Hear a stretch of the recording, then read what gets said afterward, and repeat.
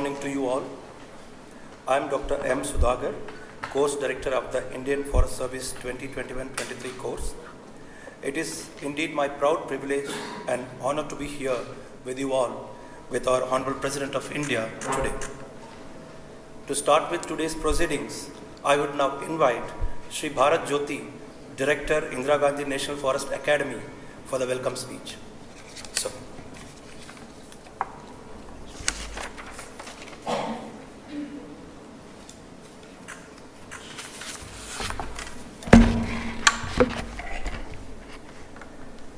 महामहिम भारत की माननीय राष्ट्रपति श्रीमती द्रौपदी मुर्मू, श्रीमती लीना नंदन, सचिव भारत सरकार पर्यावरण, वन एवं जलवायु परिवर्तन मंत्रालय, अपर वन महानिदेशक, अन्य अधिकारीगण, भूटान और भारतीय वन सेवा के प्रशिक्षु अधिकारी, माननीय राष्ट्रपति महोदया से 2021 बैच के भारतीय वन सेवा के प्रशिक्षुओं का परिचय कराना मेरे लिए अत्यंत गौरव और सौभाग्य का विषय है।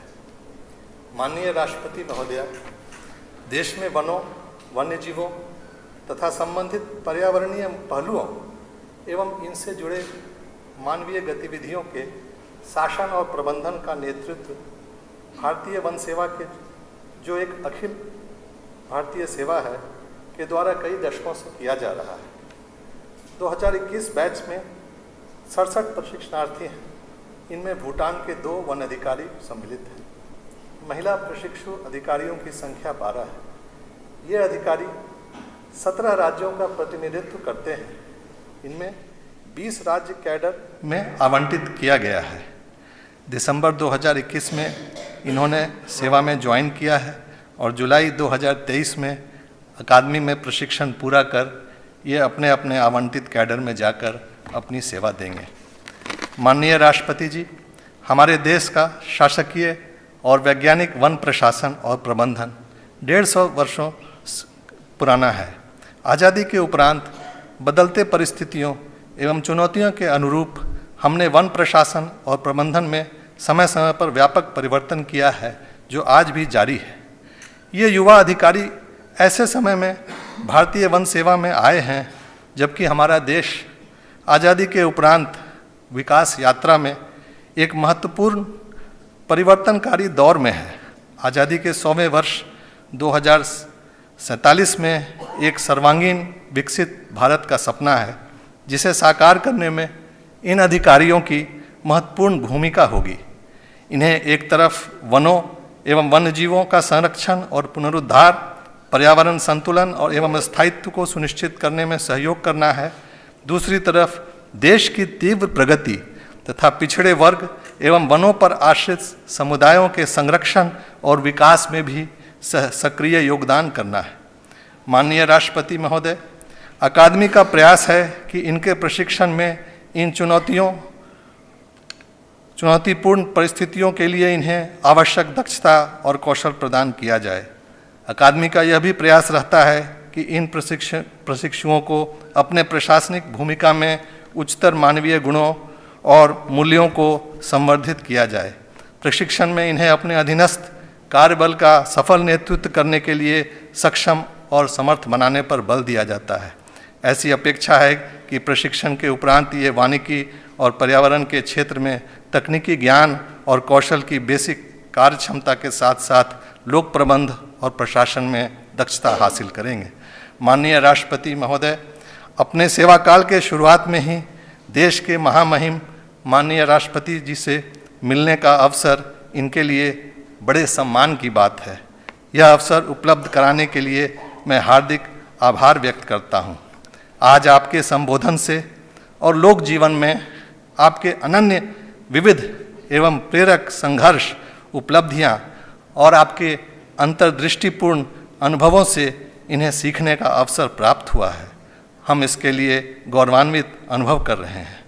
माननीय आदरणीय राष्ट्रपति जी, आपके मार्गदर्शक विचार तथा प्रगाढ़ विवेकपूर्ण और दर्शन से भरे परामर्श इनके जीवन और सेवा काल में सदैव प्रेरणा स्तंभ रहेंगे और इनके पूरे करियर में इन्हें निष्ठा और समर्पण के साथ कर्तव्य निर्वहन के लिए जागृत करते रहेंगे।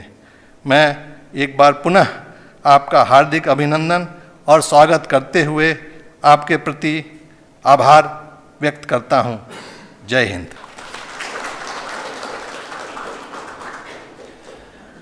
Taking the proceeding further, now I would request Ms. Mridula Singh, IFS probationer, to share her training experience with our Honorable President of India. Honorable President of India, I am Mridula Singh. With your permission, present our experience as probationers of the Indian Forest Service batch of 2021. Today is a much cherished occasion in the life of every young probationer, to have audience with the Honorable President of India. We are extremely privileged and honored to be here, Madam President. It has been a year since we started our journey in public service with the 96th Foundation course at Lal Bahadur Shastri National Academy of Administration.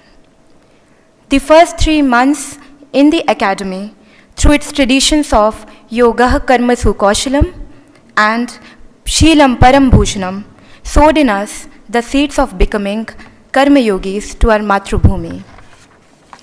Thereafter, our professional training into the Indian Forest Service started in March 2022 at the Indira Gandhi National Forest Academy, Dehradun. The past 9 months have been a phase of silent revolution for the probationers, as they have been given new eyes to see and understand the forests and its inhabitants, and a new heart to experience their oneness with them. Thus, where the academy sessions at the ecologically rich campus of the new forest at Dehradun have given us a theoretical foundation in subjects like forest ecology, silviculture, forest resource management, forest protection, administration, wildlife management, and forest people interface. The 3 thematic tours through the length and breadth of this richly endowed eco-geographic wonder of Bharat have revealed to us what it means to experience the temperate forests and cold desert of the Himalayas, the hot deserts and salt marshlands of western India, the deciduous forests and marine coasts of eastern India. Madam President, we have thus seen how the sand dunes at Nubra Valley of Ladakh shift, and how their movements have been directed through biological engineering to make lives more livable in such harsh climes. We have also seen in districts like Bihar and Punjab how being deficient in forests does not equate to being deficient in forestry, as these states have astounded us with their initiatives in state-of-the-art ecotourism and innovations in carbon credits to agroforestry farmers. We have been exposed to how anti-rhino poaching interventions in Kaziranga, Assam, and avifauna conservation in Mangalajodi, Odisha, are prime examples of joint efforts of community, forest, and district administrations, thus exemplifying the vision of desilozation and Sabka Prayas. Madam President, we wish to assure you that these trainees are steadfastly committed to the Constitution's directive of protecting and improving the country's forests and wildlife. They have embraced Gandhiji's talisman of working for the poorest of the poor, who in fact happen to be our brethren from the forests and also the voiceless animals and trees inhabiting them. Madam President, in your august presence and in this sacred phase of Amrit Kal, we once again rededicate and recommit ourselves to being the voice of the voiceless, to upholding nature's rights in the same breath as we uphold human rights, and to safeguard in this challenging world the ecological security of our country, our Matrubhumi. Thank you. Jai Hind. Now I request IFS probationer Vikas Yadav to share his experience. दशकूप समावापी दशवापी समद्रह दशद्रह समोपुत्र दशपुत्रो समद्रुमः, अर्थात 10 कुओं के बराबर एक बावड़ी होती है, 10 बावड़ियों के बराबर एक तालाब होता है, 10 तालाबों के बराबर एक पुत्र होता है और 10 पुत्रों से बढ़कर एक वृक्ष होता है। माननीय राष्ट्रपति महोदया एवं यहाँ उपस्थित अन्य महानुभावगण, आप सभी को मेरा सादर नमन। विश्व के सबसे बड़े लोकतंत्र के प्रथम नागरिक के समक्ष अपने अनुभव साझा करने का यह अवसर मेरे लिए अत्यंत गौरव एवं सम्मान का विषय है। मैं विकास यादव भारतीय वन सेवा 2021 बैच का प्रशिक्षु अधिकारी हूं और वर्तमान में देहरादून में स्थित इंदिरा गांधी राष्ट्रीय वन अकादमी में प्रशिक्षणाधीन हूं। मैं मूलतः राजस्थान के जिला झुंझुनू का निवासी हूं। अकादमी में अब तक के प्रशिक्षण के दौरान हमें सीमावर्ती, तटीय, पूर्वोत्तर राज्यों और केंद्र शासित प्रदेशों का शैक्षिक भ्रमण करने एवं वानिकी और उससे जुड़े अनेक पहलुओं को समझने का मौका मिला है। मध्य प्रदेश में सागवान बाहुल्य वनों में वानिकी और वन प्रबंधन से जुड़ी जानकारी हमने प्राप्त की और पन्ना नेशनल पार्क में मैनेजमेंट प्लान एक्सरसाइज के जरिए बाघों के संरक्षण और उससे जुड़े तकनीकी ज्ञान को प्राप्त किया। इसी के साथ IFS 2021 का बैच प्रशिक्षण के दौरान मैनेजमेंट प्लान लिखने वाला पहला बैच बन गया है। हिमालय, जिसकी नैसर्गिक सुंदरता किसी को भी मंत्रमुग्ध कर दे, वहां हमने वैली ऑफ फ्लावर्स के शैक्षिक भ्रमण के दौरान दुर्गम रास्तों में कई किलोमीटर की ट्रैकिंग करके न केवल हिमालय की जैव विविधता को समझा, अपितु शारीरिक क्षमताओं से आगे बढ़कर फील्ड में काम करना भी सीखा। हिमाचल प्रदेश के पालमपुर में हमने पारितंत्र की सेवाएं यानी कि इकोसिस्टम सर्विसेज के विषय में जाना। माननीय राष्ट्रपति महोदया, भारतीय वन सेवा उन सभी जीव जंतुओं के लिए समर्पित है जिनकी आवाज़ हम इंसानों से अलग है। ओडिशा में हमने देखा कि किस प्रकार वन विभाग हर साल गहिरमाथा के तट पर अंडे देने के लिए आने वाले ऑलिव रिडली टर्टल, जो कि दुनिया का दूसरा सबसे छोटा कछुआ है, उसके संरक्षण के लिए समर्पित है। बिहार में हमने पाया कि वनाच्छादित क्षेत्र की कमी वानिकी प्रणाली की कमी नहीं बन जाता है, अपितु शहरी वानिकी पारिस्थितिकी पर्यटन जैसे नए नवाचार को जन्म देता है। भारत के पूर्व और पूर्वोत्तर राज्यों के शैक्षिक भ्रमण के दौरान हमने समझा कि जन समुदाय की भागीदारी से ही जंगलों का संरक्षण संभव है। मेघालय की राजधानी शिलोंग से लगभग 27 किलोमीटर दूर पूर्वी खासी हिल्स जिले के मौफलांग ग्राम में एक संरक्षित एवं स्थानीय खासी लोगों द्वारा पवित्र माने जाने वाला वन स्थित है। किस प्रकार देश के विभिन्न वन विभाग वन आश्रित और जन समुदाय के लिए कार्यरत है, इसका एक बेहतरीन उदाहरण हमें देखने को मिला पश्चिम बंगाल के सुंदरबन में। यहाँ स्थानीय लोग कई सालों से अपनी आजीविका के लिए अपनी जान को खतरे में डालकर घने मैंग्रोव जंगलों में जाते थे। वन विभाग ने इसका संज्ञान लेते हुए मधुमक्खी पालन को प्रोत्साहन दिया और बेहतर मार्केटिंग के जरिए बॉनफुल शहद को विश्व प्रसिद्ध उत्पाद बना दिया है। कुछ ऐसा ही मन को हर्षित करने वाला अनुभव गुजरात में भी मिला, जहां एशियाटिक लायन, जो कुछ दशक पूर्व विलुप्त होने की कगार पे थे, वन विभाग द्वारा वैज्ञानिक प्रबंधन नीतियों के कुशल क्रियान्वयन और स्थानीय मालधारी समुदाय के प्रयासों से उनकी संख्या में निरंतर वृद्धि हुई है। माननीय राष्ट्रपति महोदया, आपको यह जानकर हर्ष होगा कि आपके समक्ष उपस्थित प्रशिक्षु अधिकारी माननीय प्रधानमंत्री जी द्वारा उद्घोषित लाइफस्टाइल फॉर एनवायरनमेंट के प्रति दृढ़ संकल्पित हैं। हम सभी पुनः अपनी अकादमी परिसर को प्लास्टिक फ्री तो बना ही रहे हैं, साथ ही शीघ्र से शीघ्र कार्बन नेगेटिव बनाने का भी संकल्प रखते हैं।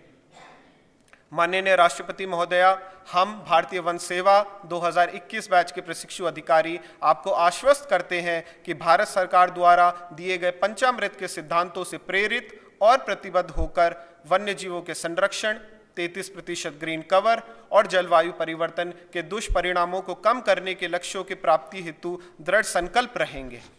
अंत में मैं स्वरचित एक कविता की चंद पंक्तियों के साथ अपनी वाणी को विराम देना चाहूंगा। गिर के शेरों की दहाड़, सारंडा के हाथियों की चिंगाड़, पन्ना के चीतल की चंचलता, वैली ऑफ फ्लावर्स का हर पुष्प है महकता। सब वन से हैं और वन सबके हैं। माना कि घने हैं ये वन और दुर्गम है राहें, माना कि घने हैं ये वन और दुर्गम है राहें, पर नामुमकिन नहीं कुछ भी अगर इंसान कुछ चाहे। हृदय में जीव जंतुओं के लिए प्रेम होगा और मस्तिष्क होंगे तीक्ष्ण, तभी हमारी जैव विविधता बढ़ेगी और वनों का होगा संरक्षण। धन्यवाद। जय हिंद, जय Bharat.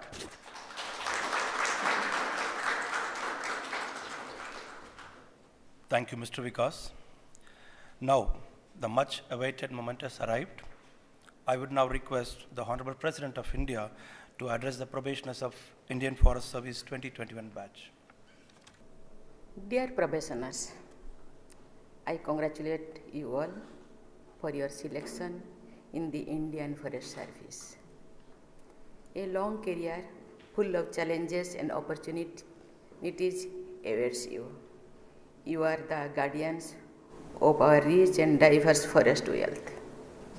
You are also protectors of the heritage and culture of our forest-dwelling communities. You have a key role to play in maintaining ecological stability of the country through participatory sustainable management. I also welcome the trainees of Bhutan. Dear officers, as you all know, India is one of the 10 most forest-rich countries of the world. Forests have been revered by our ancestors, as we can see in our ancient scriptures. A prayer from Atharva Veda highlights the importance of our natural resources. Giroyaste Parvata Himavanta Ranamte Prithvi Shainamastu. It signifies that our ancestors worshipped the earth as mother. They revered the hills, snow-clad mountains and forests. The original prayer speaks about cultivatable, fertile, nourishing black and red soils which are strong and resistant and protected by the ancestors from getting weak by destruction and degradation. Forests are the anchors for all life on earth. Their roles varies from providing wildlife habitats and being livelihood source to promoting economic activities and serving as large carbon sinks. They are home to many endangered species of the world. The diverse range of forest found in India is rarely seen in other countries. Minor forest produce supports livelihood of well over 27 crore people in our country. Forests have high medicinal value too. In India, only 15% of the medicinal plants are cultivated, while 85% are collected from forest and other natural habitats. Dear officers, India is giving special attention to the rights of forest-dwelling communities. The symbiotic relationship of the forest dwellers, including tribal communities, with the forest is now widely recognized and factored in our development choices. It is your responsibility to make these communities aware of their rights and duties towards conservation and protection of biodiversity. Wide-ranging reforms are underway of effective participatory management and improved access to more efficient market systems for major and minor produce. Dear officers, these days we hear about many large forest fires in various parts of India and the world. We have a big challenge of not just conserving the forest, but dealing with climate change. Today, we have new technologies and concept of urban forestry, forest risk mitigation, data-driven forest management, and climate-smart forest economies. You should innovate and come out with new methods for sustainable management of India's forest resources. You must also play an effective role in protecting our forest from illegal activities which have negative economic and environmental impact. Dear officers, there is another very interesting aspect. Forests have been a source of inspiration to world's greatest poets. Therefore, the forest makes literary contribution too. They provide respite from noise of the concrete jungles into the natural beauty of deep woods and soothing sounds of rustling leaves, bird songs, and the flowing water of the cascade. Our great saints also got enlightenment in the deep silence of the dense forest.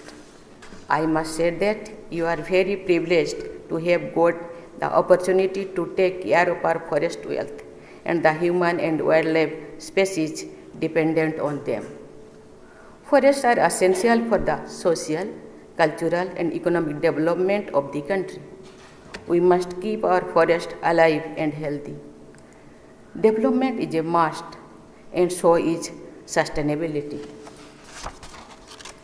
Dear young officers, it gives me great pleasure to know that more women are now joining forest services. The green queens, as they are called, have proved themselves in the physically demanding arena, and they provide inspiration to young women across the country to become forest officers. Our forest officers have been doing great job as conservators and guardians of nature. But with the changing environment and development landscape, your role and the expectation from you have increased. I am sure you will live up to the rising expectations.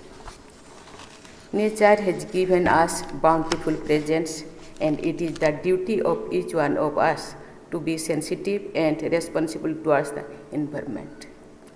We have to gift our future generations regenerated natural resources and a beautiful country with sustainable ecosystem. Before I conclude, मैं कहना चाहती हूँ, आप ऐसे service चुने हैं, आपके अंदर प्यार होना चाहिए उनके प्रति, उनका भी जान है। मैं जब छोटी थी, मेरे पिताजी, क्योंकि उस टाइम हम लोग लकड़ी से ही खाना पकाते थे, मेरे पिताजी जब लकड़ी कटना शुरू करते थे उसके पहले उसको नमन करते थे। मैंने पूछती थी, पिताजी ये तो सूखा हुआ लकड़ी, आप क्यों इसको नमन करते हो? उन्होंने कहते ये जिंदगी और हमको जिंदगी दिए हैं, इसीलिए मैं पहले उनसे माफ़ी मांगती हूँ कि ज़रूरत है इसीलिए आपको हम चोट पहुँचाते हैं। जो वो हम तो खेती करने वाले हैं, जो भूमि को चोट पहुँचाते थे उसके पहले नमन करते थे। मैं पूछती थी, पिताजी आप क्यों नमन करते हो? उन्होंने, ये ज़मीन हम लोगों को ज़िंदगी देते हैं, ज़मीन है इसीलिए हम हैं, और इसके अंदर इतने सारे कीड़े मकोड़े, इतने सारे जिंदगी है, उनको चोट पहुंचाने से पहले हम नमन करते हो। ये दर्द होना चाहिए, ये स्नेह होना चाहिए। केवल सर्विस के लिए सर्विस नहीं करना चाहिए। मैं थोड़ा कड़क बात कहती हूँ, आपको दिल में नहीं लगना चाहिए कि ये रियल बात है। आज हम लोगों का पाँव पे कुराढ़ी मारते हैं और आप उसके प्रोटेक्टर होकर के जाते हैं। बहुत बहुत धन्यवाद। Thank you. जय हिंद, जय भारत।